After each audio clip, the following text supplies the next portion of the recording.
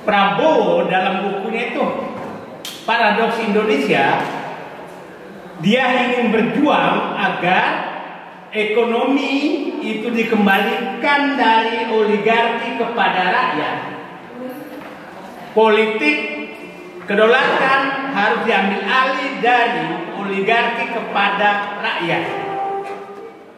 Saya pikir dan diakhiri dengan press conference terkait dengan pemanggilan Muhammad Saididu sebagai saksi dalam perkara yang terkait dengan undang-undang ITE seperti biasanya. Hanya memang ini prosesnya sudah masuk pada tahap penyidikan. Maka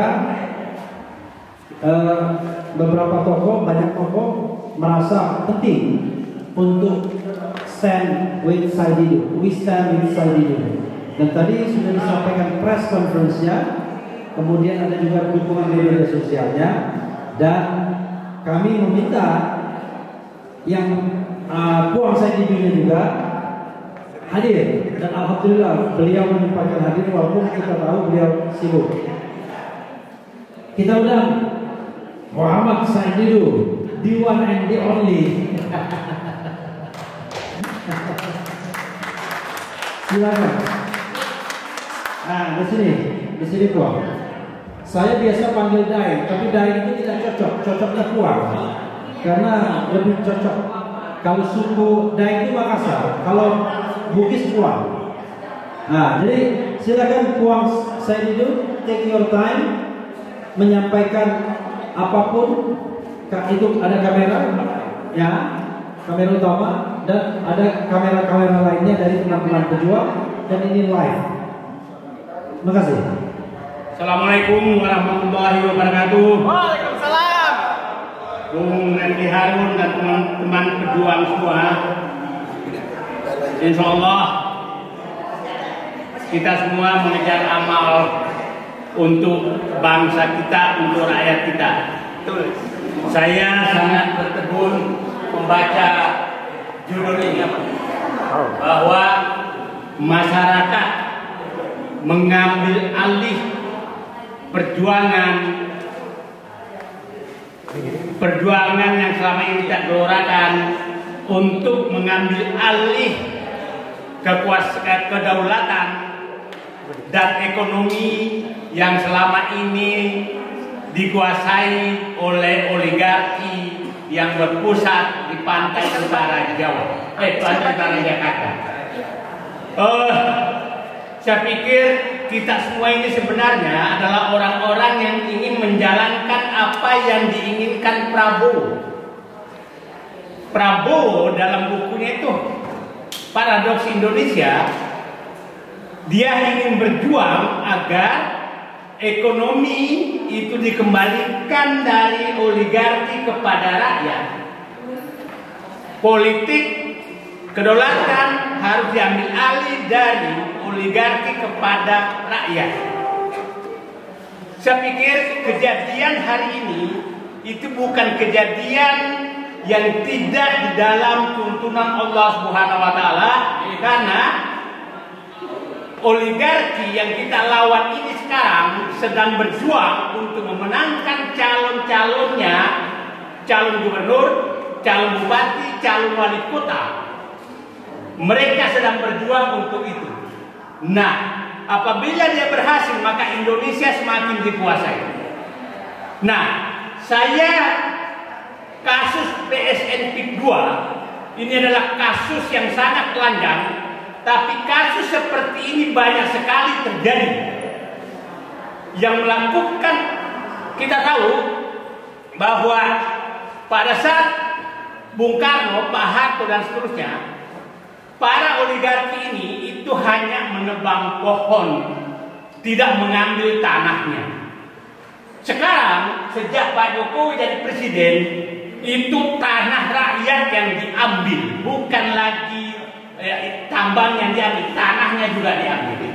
Bahkan tanah di dekat Jakarta pun diusirin rakyat PSN PIK 2. Jadi saya hanya menyatakan pada kesempatan ini kepada pihak-pihak berwenang, Tidak ada gunanya menekan Said Didu lagi, karena agenda ini sudah diambil oleh seluruh rakyat Indonesia untuk memperjuangkan hak mereka.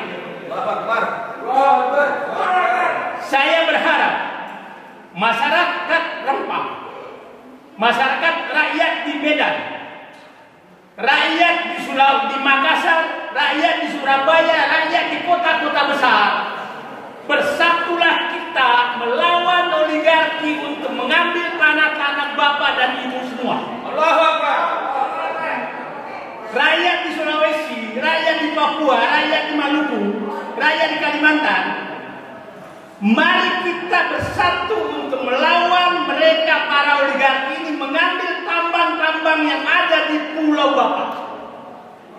Karena yang melakukan itu adalah mereka-mereka yang bergabung di dalam orang-orang yang sama yang melakukan hal yang sama di PSN PIK 2. Jadi perjuangan ini bukanlah perjuangan Said Didu. Saya bukan siapa-siapa.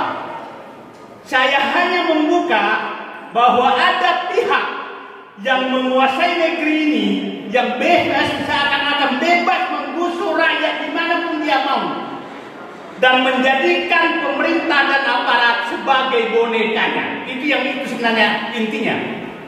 Dan boneka yang betul-betul dipelihara hampir 10 tahun ini adalah Joko Widodo. Joko Widodo lah yang memberikan karpet merah kepada mereka lewat Undang-Undang Cipta Kerja, lewat PSN. Dialah yang memberikan karpet merah kepada oligarki untuk menguasai ekonomi, menguasai politik, dan menggusur rakyat dimanapun dia mau. Jadi pada seluruh rakyat Indonesia, hari ini saya datang ke tempat ini, saya menyatakan kepada penguasa Muhammad Said Didu menyerahkan agenda perjuangan ini dan berterima kasih kepada seluruh rakyat Indonesia bahwa agenda perjuangan menyelamatkan bangsa Indonesia ini Bapak dan Ibu sudah ambil alih. Tapi kita tetap bersama, mudah-mudahan setelah ini kita berhasil untuk menghentikan arogansi para oligarki ini, dan mereka dan para boneka-bonekanya juga makin menyadari. Kita berharap Presiden Prabowo segera bertindak untuk menyelamatkan bangsa ini. Kita tahu bahwa tambang, hutan, tanah, sawah, laut, semua sudah diambil mereka. Hari ini saya menangis, saya mengingat teman perjuangan saya, Dr. Rizal Ramli, Dr. Faisal Basri, Lius Sungkarisma. Saya tidak tahu. Mudah-mudahan saya masih kasih umur yang panjang. Saudaraku semua yang sedang berjuang, selamat beristirahat di sisinya, dan insya Allah kami akan menyusul. Tapi saya bermohon kepada Allah, panggillah kami semua menghadapmu setelah kami berhasil mengambil kembali kedaulatan rakyat ekonomi dari para oligarki yang merampok negeri ini. Terima kasih. Assalamualaikum warahmatullahi wabarakatuh.